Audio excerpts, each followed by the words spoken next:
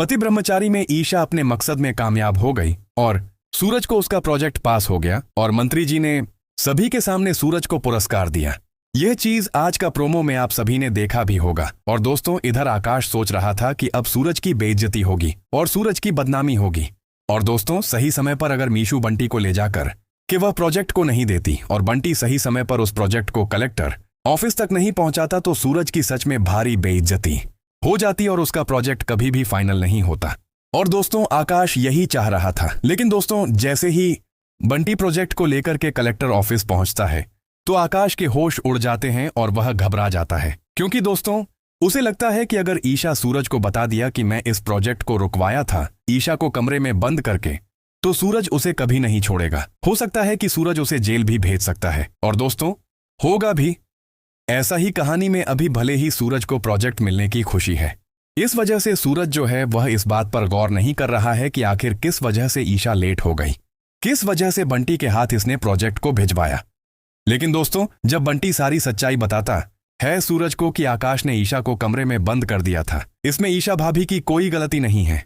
ईशा भाभी को आकाश ने कमरे में बंद कर दिया था ताकि आपका प्रोजेक्ट रुक जाए। तो सूरज काफी ज्यादा हैरान हो जाता है और तुरंत आकाश के पास जाता है और उसे खूब ज्यादा पीटता है और बोलता है कि अगर तुम्हारी वजह से ईशा और मुझे और मेरे काम में कोई भी रुकावट आए तो मैं तुम्हें जिंदा नहीं छोड़ूंगा। यहां तक कि दोस्तों, सूरज जो है वह आकाश को जेल भेजने की भी धमकी देता है, जिसके बाद आकाश वहां पर माफी मांगता है और आकाश के माता पिता भी माफी मांगते हैं तो सूरज उसे छोड़ देता है। लेकिन दोस्तों, फिलहाल अभी कहानी में काफी ज्यादा मजा आने वाला है, क्योंकि सूरज का प्रोजेक्ट पास हो चुका है, वह भी ईशा की वजह से। और दोस्तों, सूरज भी अब ईशा को दिल से अपनाना चाहता है, क्योंकि अब आप लोग देख रहे हैं कि कैसे सूरज टाइमा की वजह से सिर्फ ईशा से नफरत करने की कोशिश कर रहा है। बाकी वह ईशा को अभी दिल से भुला नहीं है, वह ईशा से अभी भी उतना ही प्यार करता है।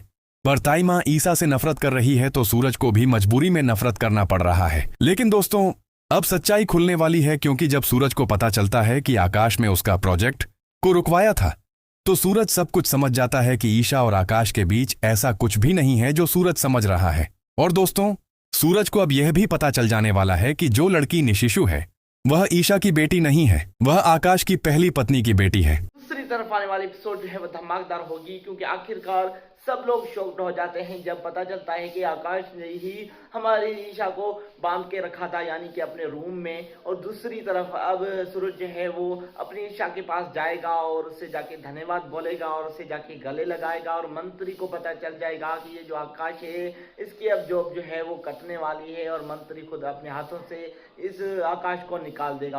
आखिरकार आप लोग क्या लगता है, कमेंट सेक्शन में जरूर देनी।